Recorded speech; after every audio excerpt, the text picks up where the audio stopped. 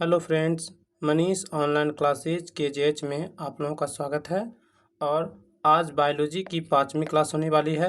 इसमें हम लोग पढ़ने वाले हैं chapter wise biology previous year question पढ़ने वाले हैं। और ये ऑल कॉम्पिटिटिव एग्ज़ाम के लिए अति महत्वपूर्ण है। RRB 2024 यूथ पब्लिकेशन के न्यू TCS पैटर्न पर आधारित ये सभी क्वेश्चन होने वाले हैं। और ये इसमें टोटल हम लोग 625 सेट पढ़ने वाले हैं। और सभी क्वेश्चन हैं कंप्यूटर बेस्ड पर आधारित है। क्वेश्चन की ओर चलते हैं।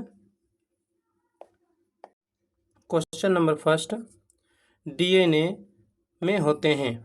DNA में होते हैं। Option A amino acid, option B peptides, option C peptones, option D nucleotides हैं। इसके करेक्ट आंसर हैं option number D correct answer है न्यूक्लियोटाइड्स। करेक्ट आंसर है DNA में क्या होते हैं? न्यूक्लियोटाइड्स होते हैं। नेक्स्ट आगे देखते हैं। DNA न्यूक्लियोटाइड्स के बने होते हैं। DNA न्यूक्लियोटाइड्स के बने होते हैं। नेक्स्ट, DNA में 2 पॉलीन्यूक्लियोटाइड्स के बने होते हैं। प्रत्येक पॉलीन्यूक्लियोटाइड्स में कई न्यूक्लियोटाइड्स होते हैं। प्रत्येक न्यूक्लियोटाइड्स में कई न्यूक्लियोटाइड्स होते हैं। नेक्स्ट, न्यूक्लियोट्स नाइट्रोजीनियस बेस का बना होता है। न्यूक्लियोट्स किसका बना होता है? नाइट्रोजीनियस बेस का बना होता है, जिसमें पायरिन और पायरीमाइडिन होते हैं, पिरामाइडिन होते हैं। नेक्स्ट देखते हैं। पायरिन में एडिनिन और गुआनिन में पिरामाइडिन और साइटोसिन में थायमिन होते हैं। साइटोसिन में क्या होते हैं? थायमिन होते हैं। गुआनिन में क्या होते हैं? पैरामाइडिन होते हैं। नेक्स्ट, एमिनो एसिड 20 प्रकार के एमिनो एसिड मिलकर एक प्रोटीन का निर्माण करते हैं। अधिकतर 300 या उससे ज़्यादा एमिनो एसिड प्रोटीन के एक अणु में होते हैं। प्रोटीन को बॉडी बिल्डिंग मटेरियल भी कहते हैं। प्रोटीन को क्या कहा जाता है?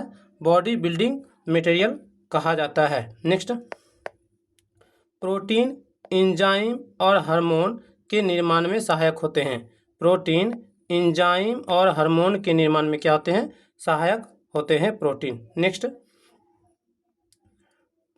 प्रोटीन्स एवं पेप्टाइड्स आमाशय से जठर रस HCl रस का निकलता है। पेप्टॉन्स एवं पेप्टाइड्स आमाशय से जठर रस का निकलता है। नेक्स्ट देखते हैं।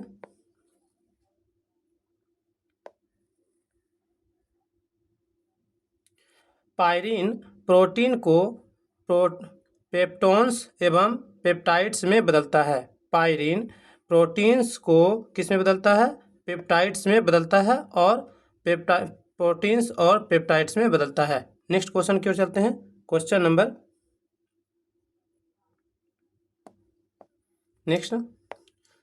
नंबर सेकेंड, कोशिका में प्रोटीन संश्लेषण का स्थान है। कोशिका में प्रोटीन संश्लेषण का स्थान है। इसके ऑप्शन है। Option number A mitochondria, option B केंद्रक, option C ribosome, option D कोशिका के केंद्रिका। तो इसके ऑप्शन है। तो इसके करेक्ट आंसर है option number C correct answer है। ऑप्शन नंबर सी राइबोसोम होते हैं। क्या होते हैं? राइबोसोम। प्रोटीन्स के संश्लेषण में का स्थान क्या है? राइबोसोम है। नेक्स्ट देखते हैं। माइटोकॉन्ड्रिया को क्या कहा जाता है? माइटोकॉन्ड्रिया कहा जाता है मस्तिष्क का पावर हाउस कहा जाता है। क्या कहा जाता है? मस्तिष्क का पावर हाउस कहा जाता है। मस्तिष्क का पावर हाउस कहा जाता है। ऊर्जा का पावर हाउस, सॉरी। माइटोकॉन्ड्रिया क्या कहा जाता है? Power house of. कोशिका का पावर हाउस किसे कहा जाता है? ऊर्जा। कोशिका का पावर हाउस कहा जाता है कोशिका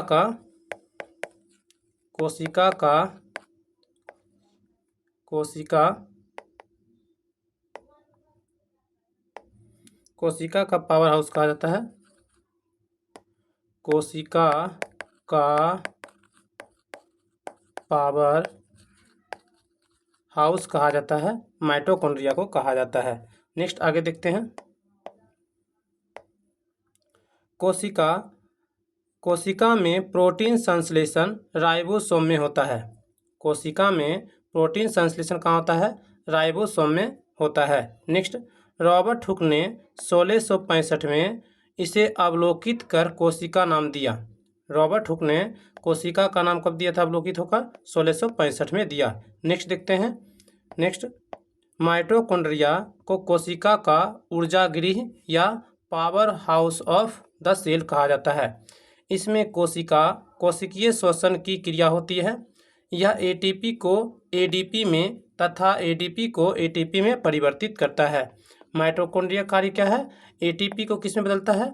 एटीपी को एडीपी में बदलता है। क्या होता है? एडीपी में। और एडीपी को किस में बदलता है? एटीपी में बदलता है। नेक्स्ट,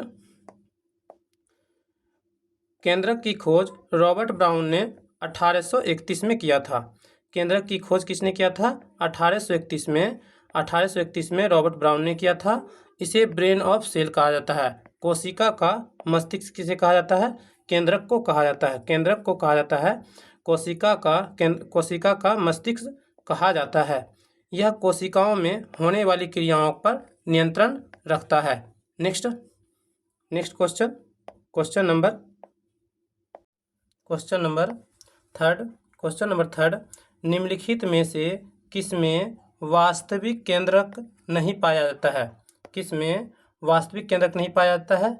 इसके ऑप्शन हैं। ऑप्शन नंबर ए हरा शैवाल, ऑप्शन नंबर बी कवक, option number C lichen, option number D जीवाणु। तो इसके करेक्ट आंसर है option number D correct answer है, जीवाणु करेक्ट आंसर है। किसमें वास्तविक केंद्रक पाया जाता है? जीवाणु में वास्तविक केंद्रक पाया जाता है। जीवाणु में वास्तविक केंद्रक पाया जाता है। नेक्स्ट आगे देखते हैं। जीवाणु में वास्तविक केंद्रक नहीं पाया जाता है क्योंकि ये एक कोशिकीय होते हैं। जीवाणु कैसे होते हैं? जीवाणु एक कोशिकीय होते हैं। कैसे होते हैं?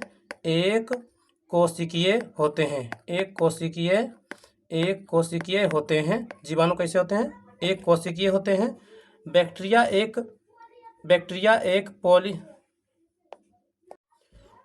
एक प्रोकैरियोटिक जीव है। कैसे जीव है? बैक्टीरिया एक प्रोकैरियोटिक जीव है तथा इसमें डीएनए कोशिका के केंद्रक भाग में होता है जिसे न्यूक्लियोइड्स कहते हैं।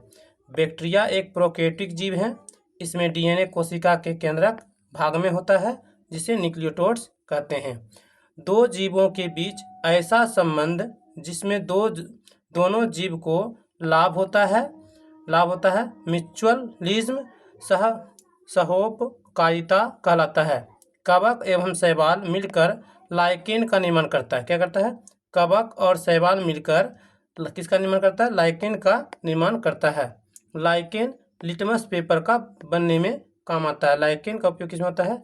लिटमस पेपर को बनाने में काम किसका होता है? लाइकेन का उपयोग होता है।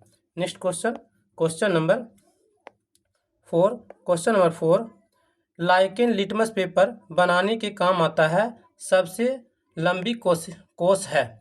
ऑप्शन ए तंत्रिका कोशिका, ऑप्शन बी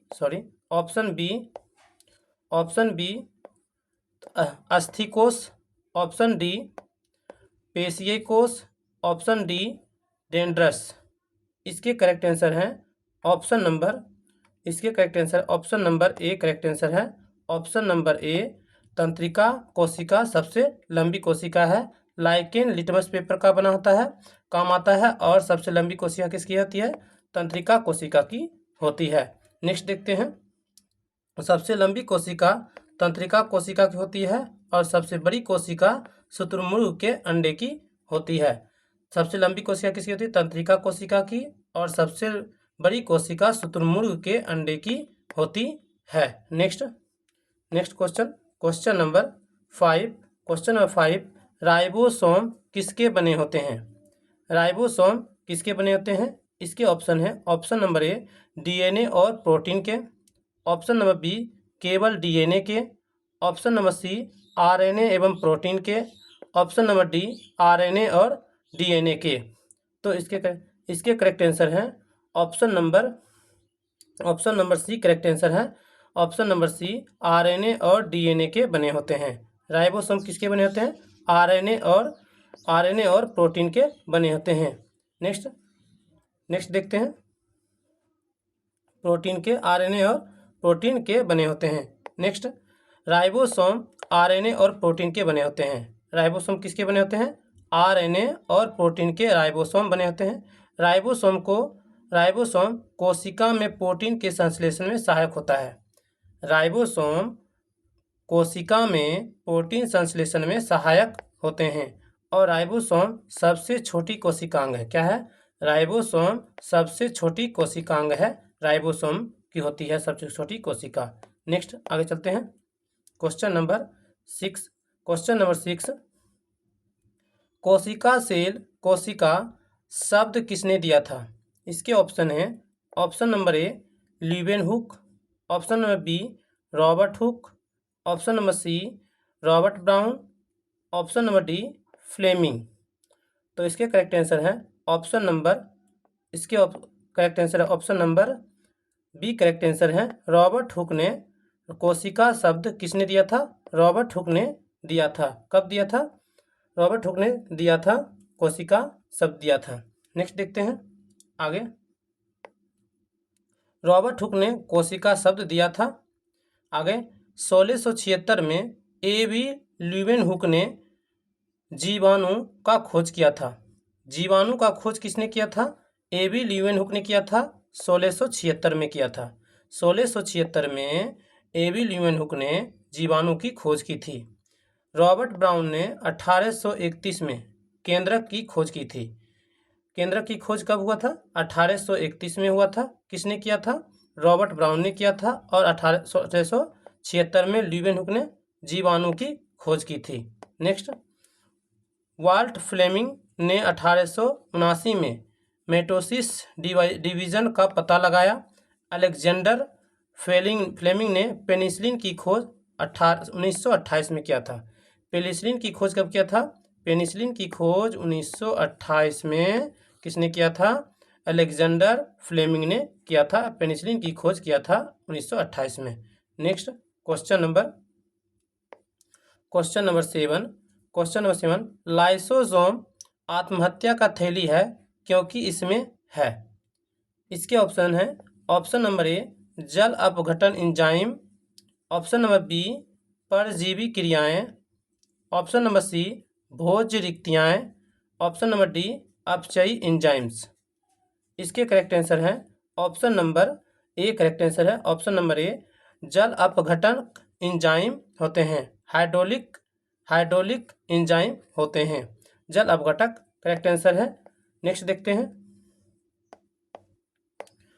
राइबोसोम को आत्महत्या की थैली कहा जाता है। आत्महत्या की थैली राइबोसोम को कहा जाता है क्योंकि इसमें जल अपघटक एंजाइम हाइड्रोलिक एंजाइम होते हैं। लाइसोसोम सिर्फ जंतु कोशिका में पाया जाता है। लाइसोसोम कहाँ पाया जाता है? लाइसोसोम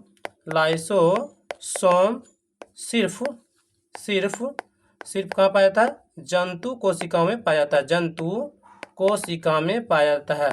कोशिका में पाया जाता है। जंतु कोशिका में पाया जाता है। Next, question number 8। कोशिका का पावर हाउस कौन है? इसके ऑप्शन है। Option number A, chloroplast. Option number B, mitochondria. Option number C, Golgi काय। Option number D, nucleus. क्या है? न्यूक्लियस है। इसके करेक्ट आंसर है option number B correct answer है। Option number B correct answer है। माइटोकॉन्ड्रिया को कोशिका का पावर हाउस कहा जाता है। माइटोकॉन्ड्रिया को कोशिका का पावर हाउस कहा जाता है। नेक्स्ट देखते हैं। नेक्स्ट, कोशिका का पावर हाउस माइटोकॉन्ड्रिया को कहा जाता है। माइटोकॉन्ड्रिया की खोज R.C. रिचर्ड अल्टमैन ने किया था। लेकिन माइटोकॉन्ड्रिया नाम सी बेंड ने रखा। यह ADP को ATP में परिवर्तित करता है।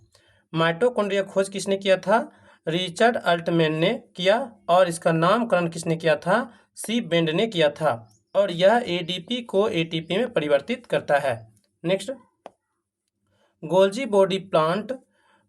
बॉडी प्लांट में एनिमल सेल दोनों पाए जाते हैं। गोल्जी बॉडी प्लांट एवं एनिमल सेल दोनों पाए जाते हैं। इसकी खोज क्लेमेल गोल्जी ने की 1898 में की। इन्हीं के नाम पर इसे गोल्जी बॉडी कहा जाता है। इसके द्वारा सेल में पदार्थों का परिवहन होता है। क्या होता है? परिवहन होता है। नेक्स्ट, न्यूक्लियस के अंदर होता है। न्यूक्लियस कहाँ होता है? न्यूक्लियस के अंदर होता है। एक गोल आकृति की होती है। किसकी होती है? गोल आकृति की होती है। न्यूक्लियस कैसे होते हैं? अंदर गोल आकृति की होती है, जिसे न्यूक्लियस कहते हैं। यह आरएनए और प्रोटीन संश्लेषण में सहायक होता है। न्यूक्लियस क्या होता है? न्यूक्लियस क्या होता है? आरएनए और प्रोटीन के संश्लेषण में सहायक होते हैं। नेक्स्ट क्वेश्चन नंबर 9 ईस्ट है। क्वेश्चन नंबर 9 है ईस्ट है। ईस्ट क्या है? Option number A prokaryotic, option number B eukaryotic, option number C एक कोशिका, ऑप्शन नंबर डी बहुकोशिका। इसके करेक्ट आंसर है option number B. Correct answer है यूकैरियोटिक होते हैं। ईस्ट कैसे होते हैं? यूकैरियोटिक होते हैं। नेक्स्ट देखते हैं, ईस्ट यूकैरियोटिक और तथा एक कोशिकीय होते हैं। ईस्ट यूकैरियोटिक तथा एक कोशिकीय होते हैं। नेक्स्ट, यूकैरियोटिक कोशिका में दोहरी झिल्ली का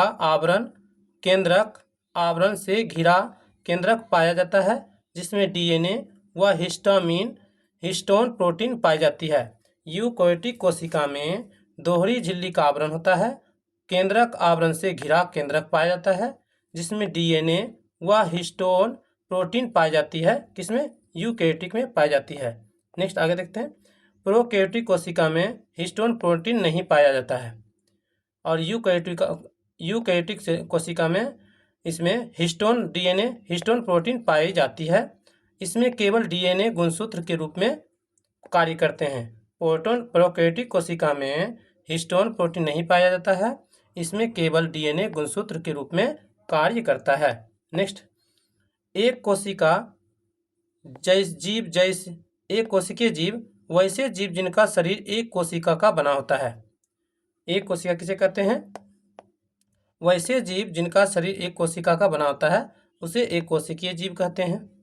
जैसे अमीबा, यूगिलिना, ये सभी एक कोशिकीय जीव है। कैसे जीव है? अमीबा एक कोशिकीय जीव है। कैसे है?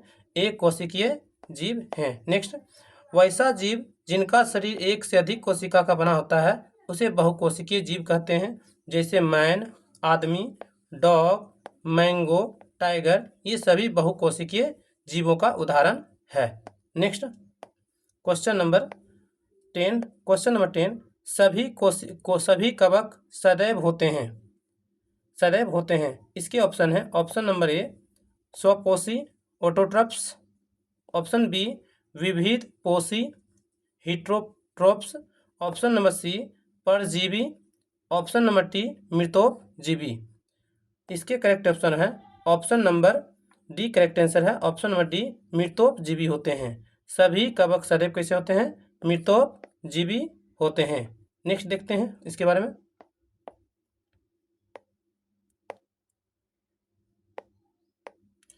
सभी कवक अधिकतर मृतोपजीवी होते हैं। स्वपोषी वैसे जीव जो अपना भोजन स्वयं बनाते हैं, जिसे प्रकाश संश्लेषण की क्रिया होती है। एग्जाम्पल, हरे पेड़ पौधे विविध पोषी या परपोषी वैसे जीव जो अपने भोजन के लिए दूसरों जीवों पर आश्रित रहते हैं, उसे परपोषी कहते हैं। जैसे मनुष्य, हाथी, घोड़ा, ये सभी दूसरे जीवों पर आश्रित रहते हैं। नेक्स्ट, क्वेश्चन नंबर 11 कवकों में संचित भोज्य पदार्थ प्रायः होते हैं। कवकों में संचित भोज्य पदार्थ प्रायः होते हैं। इसके ऑप्शन है ऑप्शन नंबर ए मंड, option number B lipid, option number C protein, option number D glycogen या तेल होते हैं। इसके करेक्ट आंसर ऑप्शन है option number D correct answer है, ग्लाइकोजिन या तेल होते हैं। कवकों में संचित भोज्य पदार्थ क्या होते हैं? ग्लाइकोजिन या तेल होते हैं। कवकों में भोज्य पदार्थ प्रायः ग्लाइकोजिन तथा तेल के रूप में संचित होता है। नेक्स्ट क्वेश्चन नंबर 12 आरएनए की संरचना में डीएनए में उपस्थित थायमीन के स्थान पर होता है। थायमीन के स्थान पर होता है। इसके करेक्ट ऑप्शन है option number A adenine, option B guanine, option number C cytosine, option number D uracil. इसके करेक्ट ऑप्शन है option number D correct answer है, यूरेसिल होते हैं। आरएनए की संरचना में डीएनए में उपस्थित थायमीन के स्थान पर क्या होते हैं? यूरेसिल होते हैं। नेक्स्ट, आरएनए की संरचना में डीएनए में उपस्थित थायमीन के स्थान पर यूरेसिल होते हैं। डीएनए में नाइट्रोजीनियस बेस 2 प्रकार के होते हैं। डीएनए में नाइट्रोजीनियस बेस कितने प्रकार के होते हैं? 2 प्रकार के होते हैं। नेक्स्ट, एक्टोबैक्टीरिया जीव का उपयोग सिरका बनाने में, जिसमें एसिटिक एसिड राइजोबियम नाइट्रोजन का स्थिरीकरण करता है। एसिटिक एसिड होता है और राइजोबियम नाइट्रोजन का स्थिरीकरण करता है। नेक्स्ट, क्वेश्चन नंबर 13 कह रहा है, निम्नलिखित में से कौन सबसे छोटा जीव है? इसके ऑप्शन है ऑप्शन नंबर ए विषाणु, ऑप्शन नंबर बी जीवाणु, option number C yeast, option number D mycoplasma. इसके करेक्ट आंसर ऑप्शन है option number D correct answer है, माइकोप्लाज्मा सबसे छोटा जीव है। माइकोप्लाज्मा सबसे छोटा जीव है। नेक्स्ट आगे देखते हैं, माइकोप्लाज्मा सबसे छोटा जीव है। पृथ्वी पर सबसे पहले जीव वाउचेरिया बैक्टीरिया आया था। वाउचेरिया बैक्टीरिया है। ईस्ट कवक है जिसका उपयोग बेकरी उद्योग में होता है। ईस्ट एक कवक है जिसका उपयोग कहाँ होता है? बेकरी उद्योग में होता है। ईस्ट में विटामिन B1, विटामिन B2 और विटामिन B7 इत्यादि पाए जाते हैं। ईस्ट में विटामिन B1, B2 और B7 पाए जाते हैं। नेक्स्ट, क्वेश्चन नंबर 14, प्लाज्मा झिल्ली है और इसके ऑप्शन है ऑप्शन नंबर ए प्रोटीन संश्लेषण में सहायता करती है। ऑप्शन नंबर बी केवल जल के कोशिका में प्रवेश और निकास के नियंत्रण करती है। ऑप्शन नंबर सी कोशिका में जल खनिज लवणों के प्रवेश या निकास को नियंत्रित करती है। ऑप्शन नंबर डी पादप कोशिका के कोशिकांगों की सुरक्षा करती है। इसके करेक्ट ऑप्शन है option number C correct answer है। ऑप्शन नंबर सी कोशिका में जल खनिज लवणों के प्रवेश या निकास को नियंत्रित करती है। Correct answer option number C है। आगे देखते हैं, प्लाज्मा झिल्ली कोशिका में जल खनिज लवणों को प्रवेश और निकास को नियंत्रित करती है। कौन? प्लाज्मा झिल्ली। नेक्स्ट, एनिमल जंतु कोशिका का बाहरी आवरण प्लाज्मा मेम्ब्रेन बना होता है। जंतु कोशिका का बाहरी आवरण किसका बना होता है? प्लाज्मा मेम्ब्रेन का बना होता है। नेक्स्ट, क्वेश्चन नंबर 15 इलेक्ट्रॉन सूक्ष्मदर्शी का उच्चतम आवर्धन होता है। इलेक्ट्रॉन सूक्ष्मदर्शी का उच्चतम आवर्धन होता है। इसके ऑप्शन है ऑप्शन नंबर ए 2000 गुना, ऑप्शन नंबर बी 20,000 गुना, ऑप्शन नंबर सी ये बी नंबर है और ये सी है 20 लाख गुना, और ये 2 करोड़ 2 लाख और ये 2 लाख। इसके ऑप्शन है देख लेते हैं। Correct answer option number D 2 lakh गुना है। इकाई, दहाई, सैकड़ा, हजार, दशा 2 लाख गुना है। इलेक्ट्रॉन सूक्ष्मदर्शी का उच्चतम आवर्धन कितना होता है? 2 लाख गुना होता है। Option number C. आगे देखते हैं, इलेक्ट्रॉन सूक्ष्मदर्शी उच्चतम आवर्धन कितना होता है? मैग्नीफिकेशन 2 लाख गुना होता है। नेक्स्ट आगे देखते हैं, क्वेश्चन नंबर 16। एक एंगस्ट्रम बराबर होता है। Option number A 10⁴, option number B 10⁻⁻7 metre, option number C 10⁻7 metre, option number D 10⁻10 metre. इसके सही आंसर हैं option number D correct answer है। 10⁻10 मीटर होता है। एक एंगस्ट्रम बराबर क्या होता है? एक एंगस्ट्रम बराबर होता है 10⁻10 मीटर होता है। एक एंगस्ट्रम बराबर क्या होता है? 10⁻, एक एंगस्ट्रम बराबर होता है 10⁻−10 मीटर होता है। एक एंगस्ट्रम कितने माइक्रोमीटर के बराबर होता है? 0.0001 माइक्रोमीटर के बराबर होता है। माइक्रोन तथा मिली माइक्रोन का अर्थ है 10 मीटर तथा 10⁻, क्या होता है? 10⁻⁻6 मिलीमीटर होता है। नेक्स्ट क्वेश्चन की ओर चलते हैं। क्वेश्चन नंबर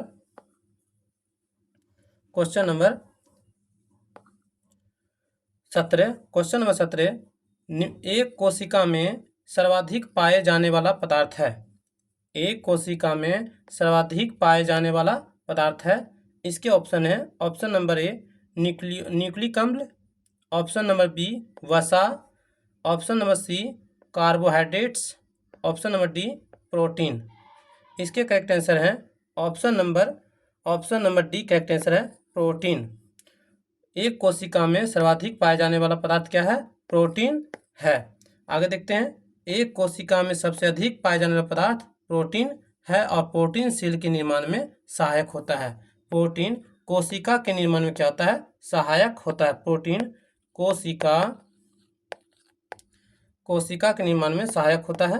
प्रोटीन कोशिका के निर्माण में सहायक होता है। नेक्स्ट क्वेश्चन नंबर 18, कोशिका सिद्धांत का प्रतिपादन किया 1739 में किसने किया था? तो इसके ऑप्शन है, ऑप्शन नंबर ए डी हवेंस एवं ASE ल्यूरिया ने किया, ऑप्शन बी सट्टन एवं बोवेरी ने, ऑप्शन सी स्लाइडेन एवं स्वान ने, ऑप्शन डी जैकब एवं मोनाल्ड ने। इसके करेक्ट आंसर हैं option number C correct answer है। कोशिका सिद्धांत का प्रतिपादन किसने किया था? स्लाइडेन एवं स्वान ने किया था। कब किया था? 1839 में किया था। कब किया था? 1839 में किया था। कोशिका सिद्धांत का प्रतिपादन स्लाइडेन एवं स्वान ने 1839 में किया था। नेक्स्ट आगे देखते हैं, स्लाइडेन एवं स्वान ने कोशिका सिद्धांत का प्रतिपादन किया था 1839 में किया था। सबसे छोटी कोशिका माइकोप्लाज्मा की होती है। PPLO प्यूरा लाइक ऑर्गेनिज्म होता है। नेक्स्ट क्वेश्चन नंबर 19, पादप कोशिका में जंतु कोशिका से भिन्नता के लिए निम्नलिखित में से एक लक्षण प्रमुख है। ऑप्शन नंबर ए सभी पादप कोशिका में क्लोरोफिल होता है। ऑप्शन नंबर बी पादप कोशिकाओं में केवल स्मूथ ER होता है। ऑप्शन नंबर सी पादप कोशिका की कोशिका भित्ति सेल्यूलोज की बनी होती है। ऑप्शन नंबर डी पादप कोशिकाएं विशिष्ट नहीं होती है। इसके करेक्ट आंसर हैं option number C correct answer है। पादप की कोशिका भित्ति सेल्यूलोज की बनी होती है। पादप कोशिका में जंतु कोशिका से भिन्नता के लिए निम्नलिखित में से एक लक्षण प्रमुख है। कौन है? पादप कोशिका की कोशिका भित्ति सेल्यूलोज की बनी होती है। नेक्स्ट आगे देखते हैं। पादप कोशिका एवं जंतु कोशिका में भिन्नता का एक प्रमुख लक्षण सभी पादप कोशिकाओं में कोशिका भित्ति सेल्यूलोज की बनी होती है। नेक्स्ट, कोशिका भित्ति कोशिका को एक निश्चित आकार प्रदान करने के साथ साथ कोशिका की सुरक्षा प्रदान करता है। कोशिका भित्ति वनस्पति कोशिकाओं में पाई जाती है, जंतु कोशिका में नहीं। प्लाज्मा झिल्ली जंतु तथा वनस्पति कोशिकाओं दोनों में पाई जाती है। प्लाज्मा झिल्ली जंतु तथा वनस्पति कोशिका दोनों में पाई जाती है, प्लाज्मा झिल्ली। Next question number 20। यदि कोशिका के राइबोसोम नष्ट कर दिए जाए तो इसके ऑप्शन है। ऑप्शन नंबर ए, प्रकाश संश्लेषण नहीं होगा। ऑप्शन नंबर बी, श्वसन नहीं होगा। ऑप्शन नंबर सी, वसा संचयन नहीं होगा। ऑप्शन नंबर डी, प्रोटीन संश्लेषण नहीं होगा। इसके सही आंसर है option number D correct answer है। ऑप्शन नंबर डी, प्रोटीन संश्लेषण नहीं होगा। नेक्स्ट देखते हैं। नेक्स्ट, यदि कोशिका का राइबोसोम नष्ट कर दिया जाए तो कोशिका में प्रोटीन का संश्लेषण नहीं होगा। राइबोसोम को नष्ट कर दिया जाएगा कोशिका में तो क्या होगा? प्रोटीन का संश्लेषण नहीं होगा। राइबोसोम सबसे छोटा कोशिकांग है। राइबोसोम सबसे छोटा कोशिकांग है। यह प्रोटीन संश्लेषण में सहायक होता है। नेक्स्ट, राइबोसोम पादप कोशिका तथा जंतु कोशिका में पाया जाता है। राइबोसोम किसमें पाया जाता है? राइबोसोम पादप एवं जंतु कोशिका दोनों में पाया जाता है। Next question. नेक्स्ट, अगर ये वीडियो आप लोगों को अच्छी लगी हो प्लीज़ वीडियो को शेयर करें और चैनल को सब्सक्राइब करें और पीडीएफ के लिए हमारे टेलीग्राम चैनल को ज्वाइन करें और वीडियो को शेयर करें। Thank you for watching.